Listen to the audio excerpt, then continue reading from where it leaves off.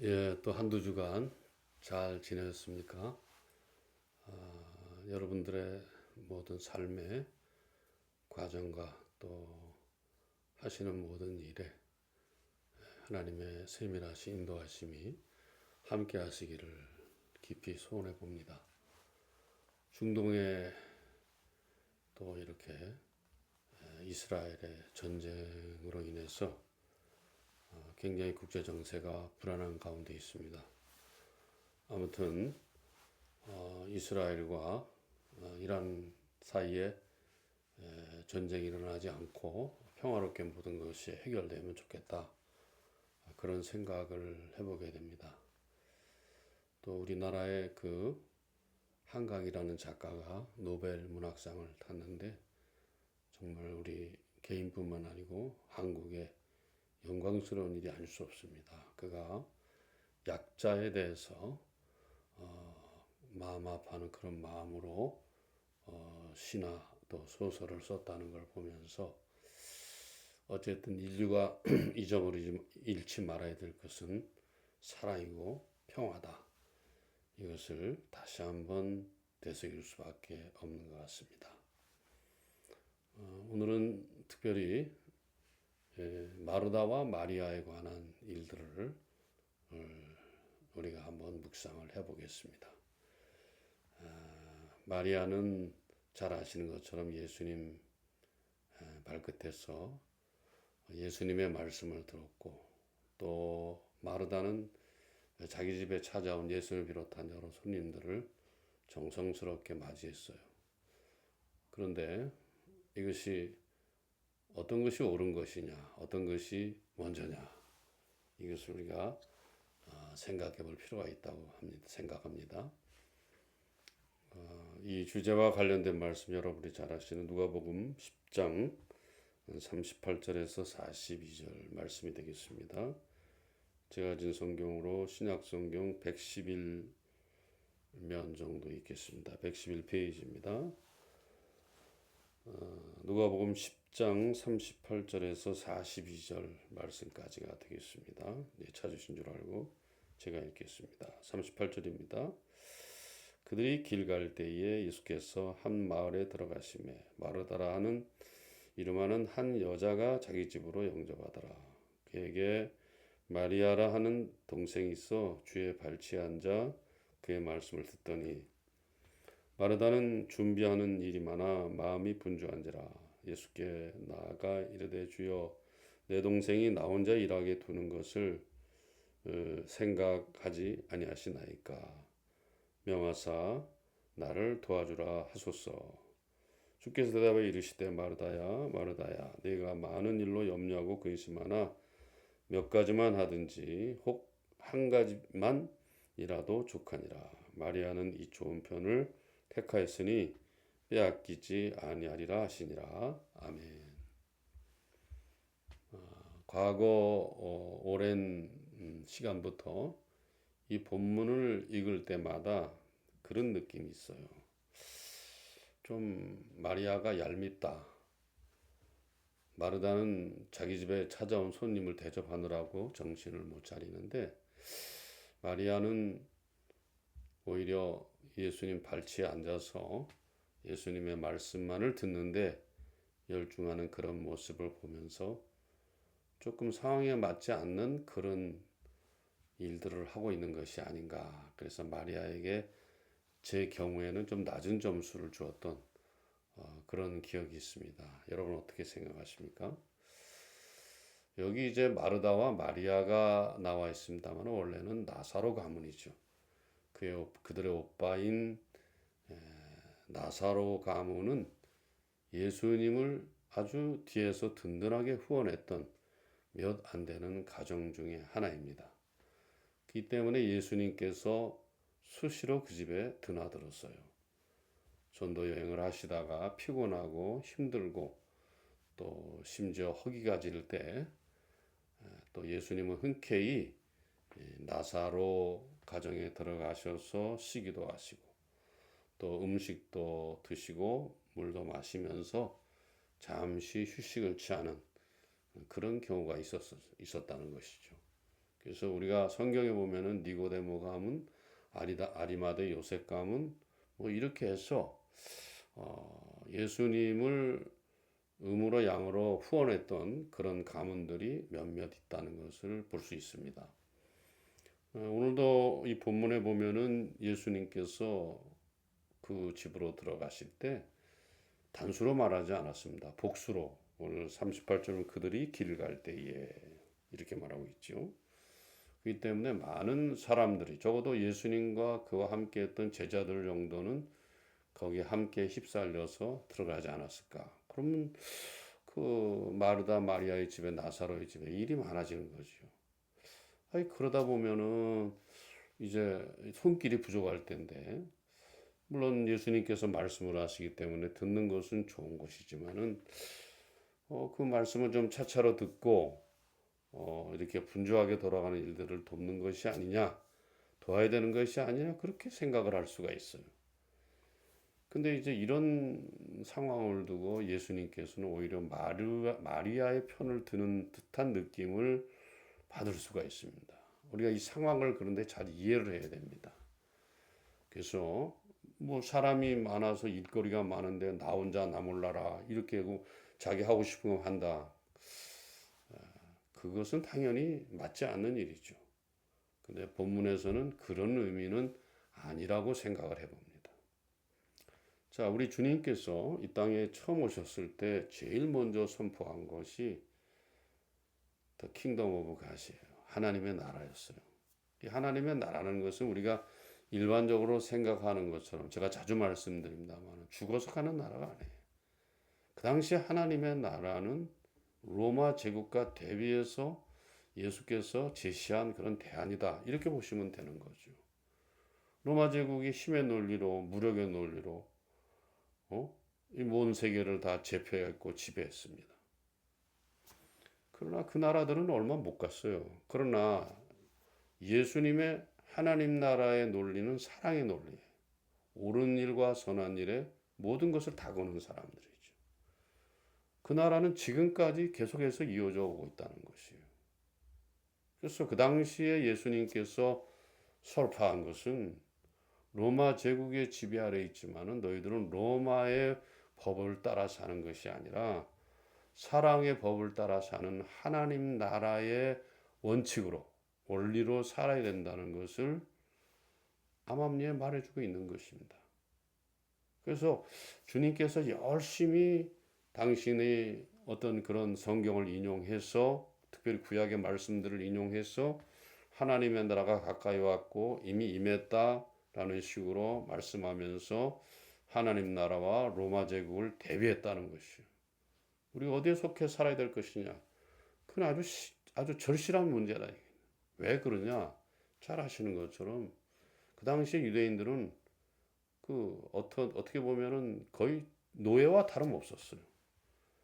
로마가 지배하는 그 지배 아래에서 세금이라든가 노동력이라든가 농산물이라든가 이런 것들을 막 이런 명목 저런 명목 해가지고 계속 빼앗기니까 너무 다 뺏어가니까 이게 정신을 못 차리겠는 거예요. 그 당시에 우리가 아는 것처럼 일반 평민들은 하루에 3끼 못 먹습니다. 그 정도로 핍절한 세상에 살고 있었어요. 죽지 못해 사는 거죠. 마지 못해 사는 것이에요. 그래서 그냥 너무 힘든 세상에 사니까 이거 어떻게 할까? 그렇게 그들이 그 고통 속에 고난 속에 살 수밖에 없었다. 헐벗음과 굶주림과 멸시와 무시를 받으면서 이렇게 살 수밖에 없어요. 유대 종교 지도자들도 그렇게 억압을 하죠. 로마 제국의 당국자들도 그렇게 멸시를 하고 이렇게 압박을 하니까 이거 뭐 견뎌낼 재간이 없는 거예요. 그렇기 때문에 뭔가 새로운 것을 그때 원했어요. 그게 바로 뭐냐? The Kingdom of God이에요. 하나님의 나라가 임했다는 것을 예수께서 선포하기 위해서 계속해서 하나님의 말씀을 자세히 가르쳤을 뿐만 아니고요. 더 중요한 것은 이적과 표적과 기사를 행했다는 것이에요. 여러분 이적과 표적과 기사의 특징이 뭐예요? 인간의 한계를 뛰어넘는 거거든요. 죽는 줄 알았다 이 말이지. 이대로 소망이 없는 줄 알았다.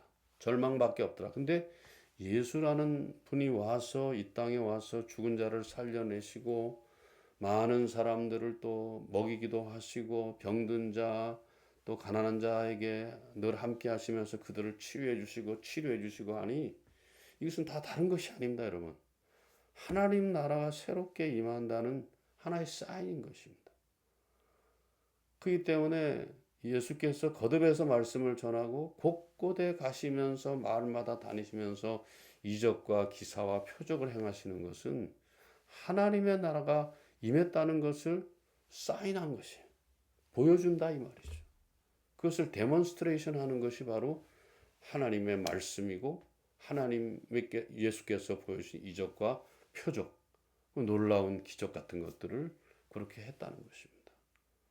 그렇기 때문에 유대인들에게 있어서 이스라엘 백성들에게 있어서 예수님의 가르침을 깊이 아는 것들은 그 시대 상황 속에서 그 어려운 상황들을 극복하기 위해서 그 어려운 상황들을 뛰어넘는 소망을 가지기 위해서 그들은 하나님 주님의 말씀에 귀 기울여야 했던 것이에요.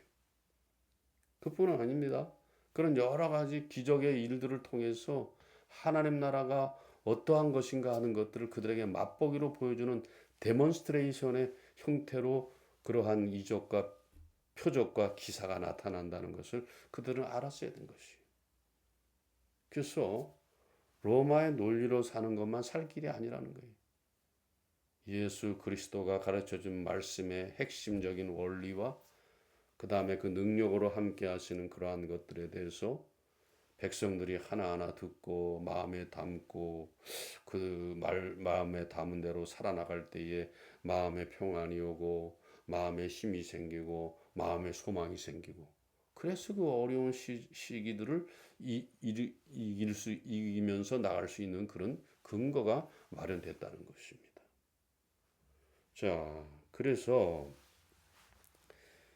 중요한 것은 이제 하나님 나라의 통치를 받아들일 때 그 말씀에 참여하는 것이 되고 특별히 하나님의 그 주 예수 그리스도가 보여준 기적과 이적과 표적 같은 것들이 그런 것들이 보여주는 그런 능력들을 이제 자기의 삶으로 받아들일 수 있는 그런 계기가 된다는 것이에요.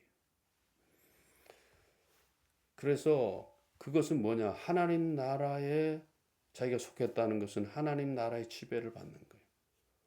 세금을 따로 많이 내는 것이 아니고 가서 부역살이를 하는 것도 아니고 뭐 한 것입니까?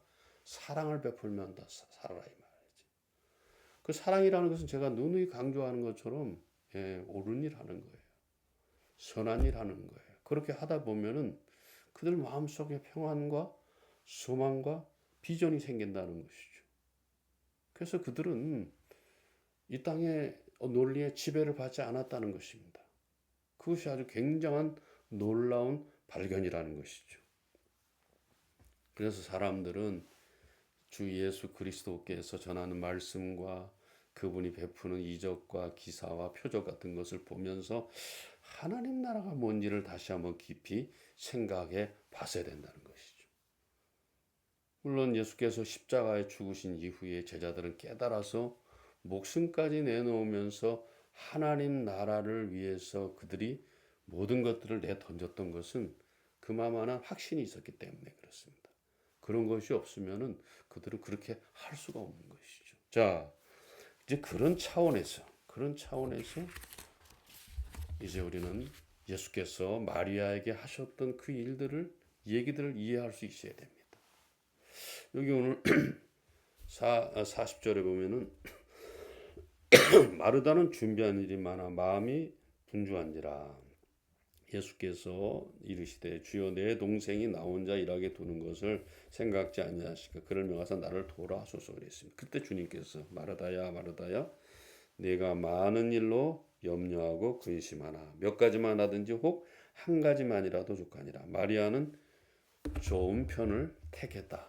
그것을 빼앗기지 아니하리라. 그 표현이 참 놀랐습니다. 왜 그런 거 아니?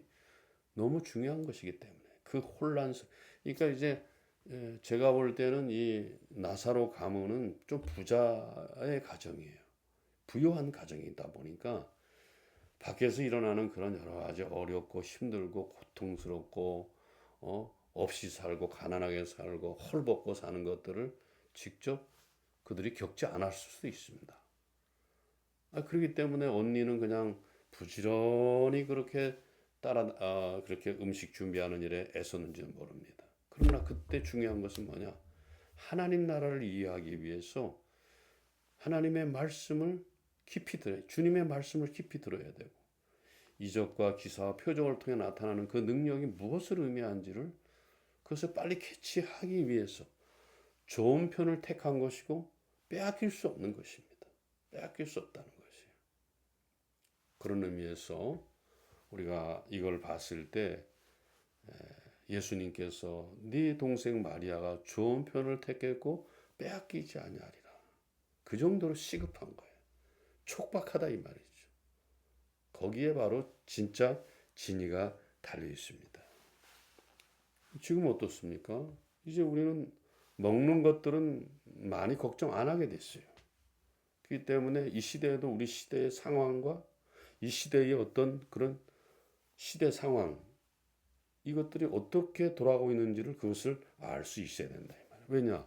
신앙생활이라는 게 진공 상태에서 하는 것이 아닙니다. 예를 들어서 어떤 지역교회가 그 하나님의 말씀을 전한다고 하면서 세상과는 전혀 무관한 그런 자기들만의 리그를 그런 교회가 많아요. 대형 교회가 바로 그렇고, 뭐 이렇게 많이 모아놓으니까 거기에는 특별히 뭐 하나님이 함께 하시는 것처럼 이런 식으로 자꾸 이제 호도를 하면서 사람의 마음을 잡아 끌기 시작하는 거죠. 그렇지 않습니다. 복음이라는 것은 진공 상태에서 전해지는 것이 아닙니다. 고통당하는 사람들, 버림받는 사람들, 소외당한 사람들, 병든 사람들, 이런 사람들과 함께 있을 때에 복음이 더 진가를 발휘하는 것입니다. 그렇기 때문에 우리 시대는 마리아와 마르다의 시간이 함께 간다고 할 수 있어요. 예수님 당시에는 마리아의 시간이 먼저인지 모르겠어요. 또 먼저 일하고 그렇게 우리가 얘기할 수 있습니다. 그리고 지금은 그렇지 않아요. 주님의 말씀을 마리아처럼 들었다면 마르다처럼 그걸 또 순종해야 돼. 왜? 다른 사람을 대접하는 거야. 내가 대접받고자 하면 다른 사람을 먼저 대접하라고 우리 주님께서 말씀하시기도 하지 않았습니까? 그렇기 때문에 말씀에 집중해야 되고 말씀에 집중해서 이해를 해야 되고 그 말씀을 가지고 삶으로 가져가야 된다 이 말이죠. 근데 사실 우리가 이 시대 가운데 말씀의 홍 속에 산다고 하지만 말씀이 제대로 전해지는 것은 얼마나 될까요? 많은 교회가에서 또 유튜브에서 많은 말씀들이 쏟아져 나오지만은 그 말씀들을 가만히 들어보면은 제가 볼 때는 80% 이상이 아무 쓸모없는 것들이에요. 그리고 자기도 이해하지 못하는 말들을 그냥 나오는 대로 짓거리는 경우가 대부분이다 이 말이죠. 여러분들 그걸 분별할 수 있어야 되는데 그 분별을 못 하거든. 그저 많은 거, 높은 거, 큰 것만 있으면 다 해결되는 줄 알아요. 그렇지 않거든요. 그렇지 않거든. 그래서 우리가 그런데 현혹돼서 빠지게 되면은 그냥 소경이 소경을 인도하는 것과 똑같아. 옛날 예수님 시대 서기관 바리새인들 대제사장들이 민족의 지도자라고 했지만은 그들은 전부 다 민족을 구덩이로 빠뜨리는 소경이 소경을 인도하는 그런 것이었다고 예수님이 지적하지 않았어요. 예, 틀림없는 말입니다. 요즘에 하나님 말씀 전한다는 목사들 보세요. 말씀 그대로 합니까? 안 합니다. 왜? 그 말씀 그대로 하게 되면 그 자리를 내가 있던 자리를 예수께 넘겨줘야 돼. 내가 있던 자리를 다른 사람에게 넘겨줘야 돼.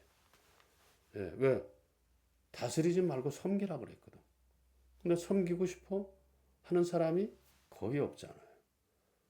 하나님의 말씀을 통해서 나를 부인하고 자기 십자가를 지고 나를 쫓으라 그랬지만은 부인하기보다는 자기를 앞세우고 자기를 돋보이게 하고 자기가 주인 행세하는 것이 오늘 한국교회고 한국교회 목사들의 모습이다 이 말이에요.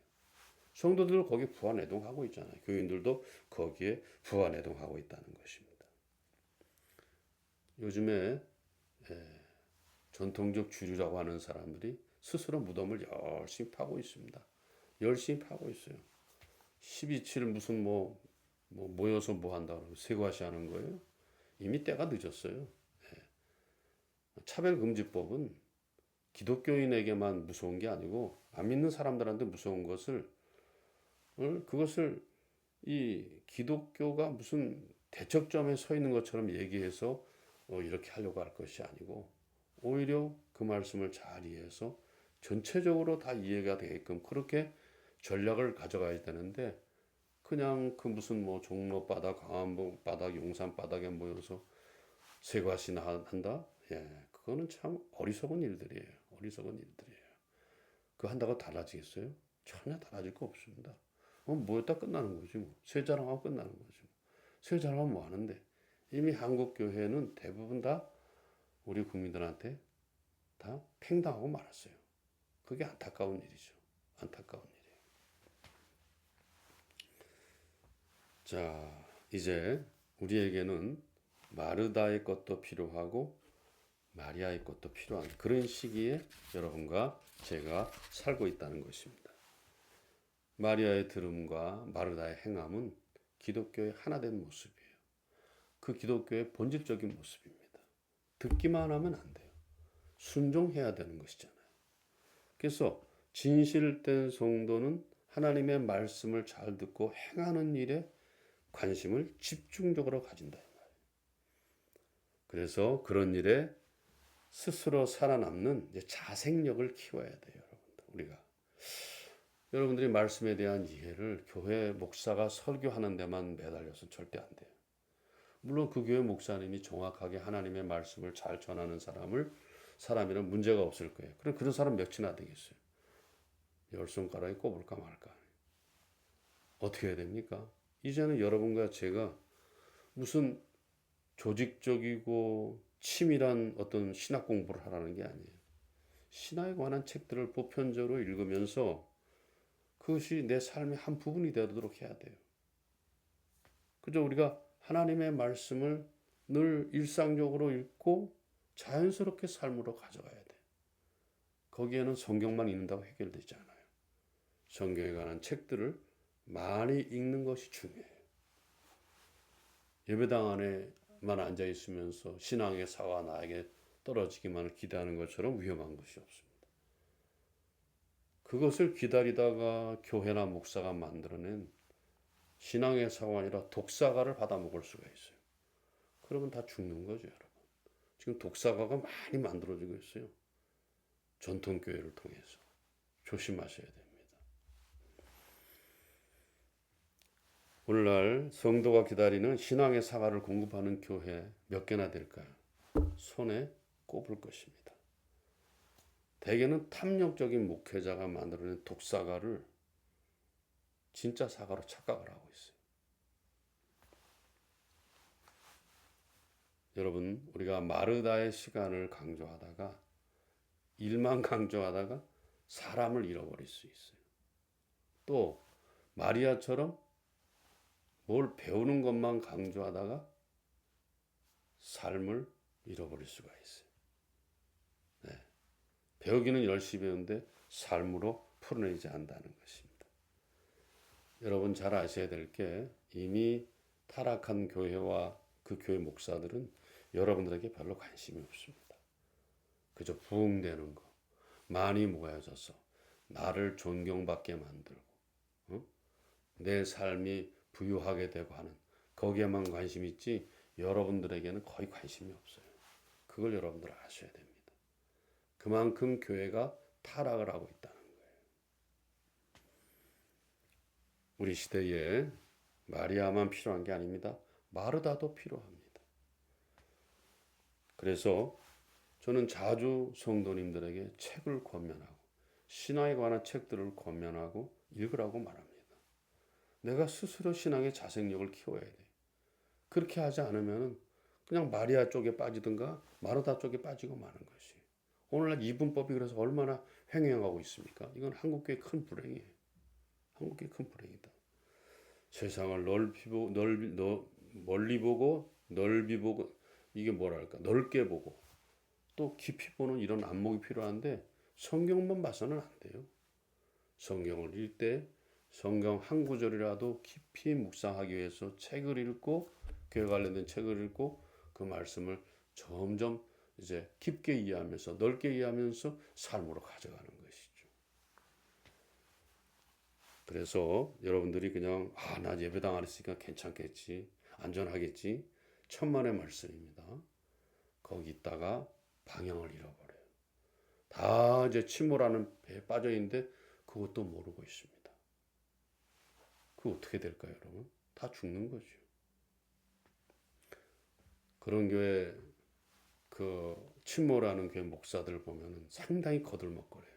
거들먹거린다. 지가 다 한 것처럼, 지가 다 이룬 것처럼 거들먹거려요.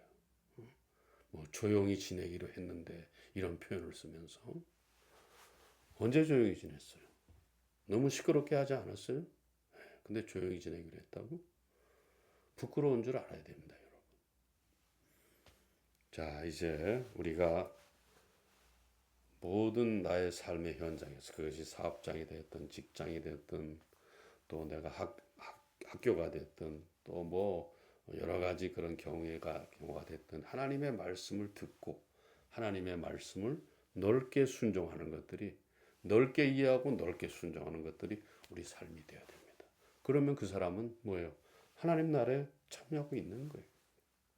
그 사람은 세상의 논리로 살 수가 없습니다. 크고 많고 높은 거 이거 전혀 관심이 없습니다. 또 관심이 있다 하더라도 거기서 돌아선다는 것이죠. 오늘 우리 모두에게 마르다와 마리아의 시간이 필요합니다. 마리아와 마르다 함께 우리의 삶으로 가져야 될 좋은 모델들입니다.